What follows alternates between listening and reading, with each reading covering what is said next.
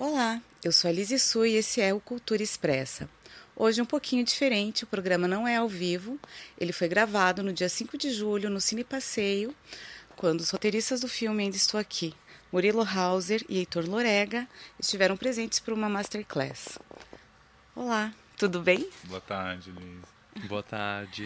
Primeiro, muito obrigada, por aceitarem o convite. E vamos lá, né, gente?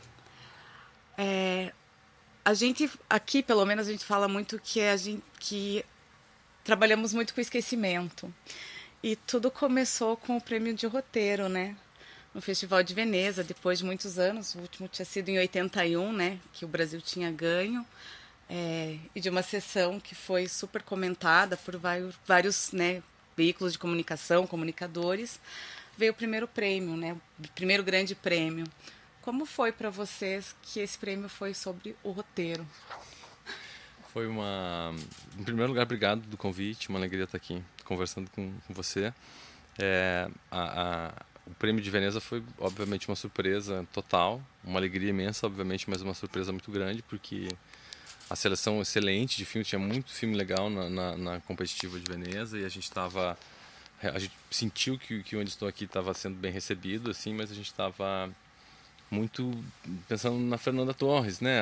Senti um apaixonamento já pela Fernanda e pelo trabalho dela fazendo Eunice.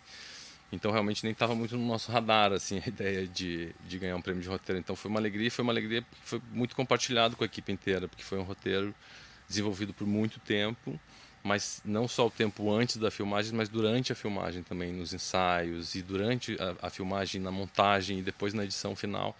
Então, muita gente participou desse roteiro, né? Um roteiro que foi feito com muitas mãos. Então, a gente se sente muito feliz de poder compartilhar isso com essa equipe toda, né? Obviamente com o Walter, que nos convidou para fazer o filme e que capitaneou essa jornada, mas com a Fernanda, o próprio Marcelo, toda a equipe, a Amanda Gabriel, que fez preparação de elenco, sabe? Todo mundo foi tão atencioso assim, com o roteiro. Foi um trabalho realmente tão colaborativo que acho que é um prêmio que realmente abraçou todo mundo.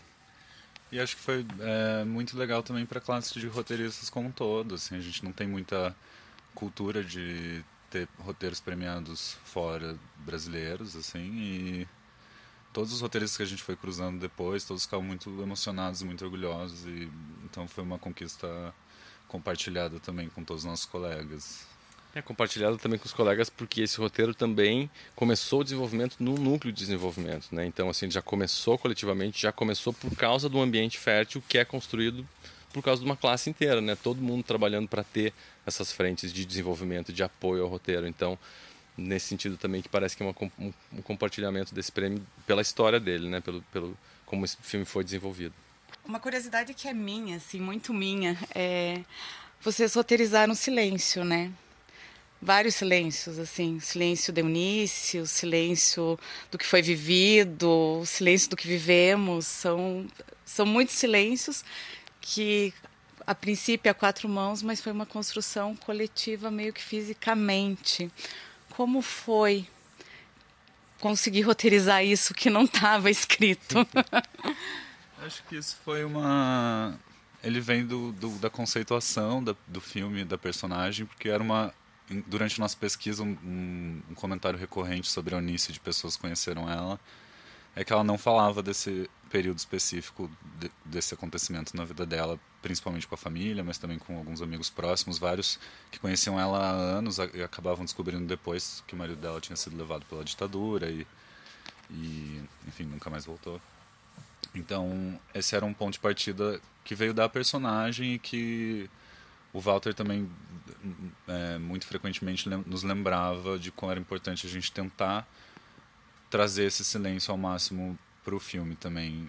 Então, muitas cenas já eram feitas já desde o começo pensando em ser silenciosas, mas durante o processo várias acabaram se tornando, durante a filmagem algumas outras ainda. Então, isso vem muito de uma conceituação já do começo do projeto. Eu acho que uma combinação dessa conceituação inicial, concordo plenamente, assim, isso realmente foi uma meta desde o começo, assim, a gente tinha meio escrito na parede, assim, cenas não verbais. A gente sempre procurava uma maneira de resolver a cena dramática sem falar.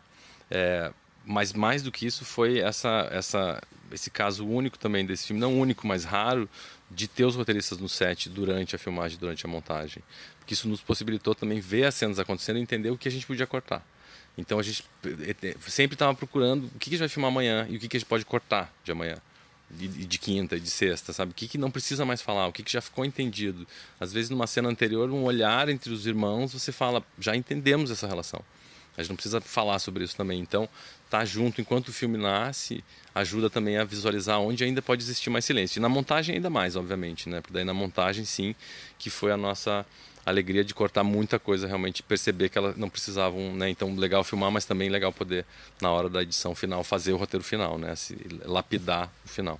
Com todo o contexto político que a gente vive hoje, né? Falando de atualidade, de esquecimento também, que acho que esses silêncios que a gente comentou, que tem muito, ainda são vividos, né? Qual a importância, acho que isso é bem pessoal de vocês, de ter roteirizado a vida da Eunice?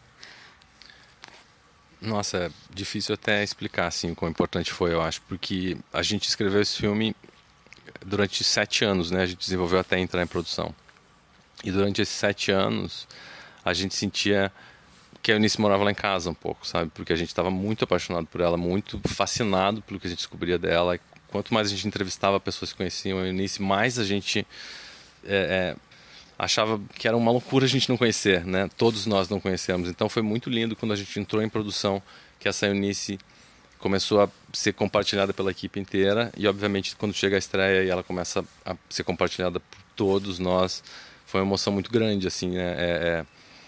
Primeiro, e é engraçado, né, que esse filme fez esse caminho que a gente começou fora do Brasil, assim, então ver a Eunice pelo menos ter um reconhecimento em primeiro fora, e daí a gente muito ansioso para chegar no Brasil, lançar no Brasil, para finalmente poder, enfim, consolidar essa memória coletiva, né, tê-la no nosso imaginário coletivo, na nossa história do nosso país. Então, na estreia no Brasil para frente, realmente foi uma emoção imensa, porque a maneira como ela foi abraçada e inserida no nosso imaginário, na nossa cultura, assim, foi muito além do que a gente podia imaginar, né? A gente sonhava muito que fosse, mas foi muito mais do que a gente poderia jamais imaginar. Então, é muito emocionante agora perceber que a Eunice é uma figura nossa, né? Uma coletiva, assim, todo mundo não, mas enfim, a gente conhece essa figura e conhece essa trajetória dela e conhece esse entrelaçamento da vida pessoal e da vida coletiva, né? Que eu acho que é isso que essa história conta também, né? Essa história dessa família e dessa mulher, mas ao mesmo tempo a nossa história do Brasil, né?